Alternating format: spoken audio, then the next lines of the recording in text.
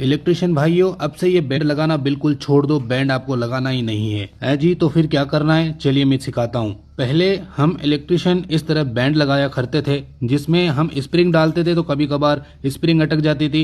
ज्यादा वायर डालने के दौरान वायर के अंदर पानी या ऑयल लगाना पड़ता था, फिर वायर जाता था। तो इस प्रॉब्लम का समाधान क्या है, इससे पार्टी का नुकसान भी बचेगा और इलेक्ट्रिशियन का मेहनत भी बचेगी। तो क्या करना है देखिए, इस बैंड की जगह हम क्या लगाएंगे सोचिए पहले। चलिए बताता हूँ आपको क्या करना है। ये जो जंक्शन है, इस जंक्शन को लेना है और बड़े से एक लंबे पाइप को लेना है और इसके अंदर जंक्शन लगा देना है। अगर यदि जंक्शन लगा रहे हो यहाँ पर, ठीक है, तो यहाँ पे जंक्शन फिट करके इस तरह प्रेशर मारिए पाइप को और इस तरह से जहां पे आप स्विच बोर्ड लगा रहे उस हिसाब से लगाइए, तो ऑटोमेटिक ये शेप ले लेगा गोलाई का। तो उस गोलाई पे चिन्ह मार्क कर दीजिए। चिन्ह मार्क करने के बाद ग्राइंडर मशीन की सहायता लेकर के आप इस तरीके से जहां पे आपने चिन्ह मार्क किया वहां पे आपको इस तरह से कटाई कर देनी है, जैसे कि आप देख सकते हैं। तो इस तरह से कटाई करने के बाद फिर आप देखिएगा,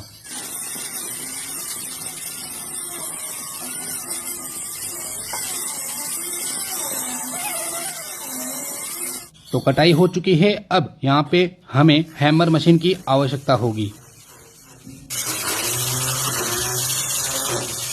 तो कंप्लीटली इस तरह से हैमर मशीन चलाने के बाद इसके अंदर जगह बन जाती है। एल शेप को हटा दिया, सी शेप बना दिया, ठीक है। तो सी शेप बन गया। अब यहाँ पर हम जंक्शन को फिट करेंगे। यहाँ पर पहले जंक्शन फिट करेंगे। अब यहाँ पर हमारा लंबा वाला जो पाइप है उसको यहाँ पे सेटअप कर देंगे। अब इसको हल्का हल्का प्रेशर दबा दबा करके इस पाइप को अंदर डाल देना है हमारी इस झिरी के अंदर, और बड़ी आसानी से। अब देखो कुछ इस तरह से हथौड़ी की हेल्प भी ले सकते हैं, तो क्योंकि यहाँ पे प्रेशर बन रहा है तो प्रेशर की वजह से पाइप अटक जाएगा। ना तो आपको सैडल लगाना है ना कोई कंक्रीट लगानी है, ऑटोमेटिकली ये फंस जाएगा। तो आपको कोई भी ज्यादा एक्स्ट्रा वर्क करने की जरूरत नहीं है। तो इलेक्ट्रिशियन का फायदा हो गया, ठीक है। तो अब यहाँ पर देख सकते हैं स्विच बोर्ड तक पाइप आ गया और इसको हम काट देंगे, ठीक है। आरी की मदद से, इस तरह ग्राइंडर से नहीं काटना है, ओके।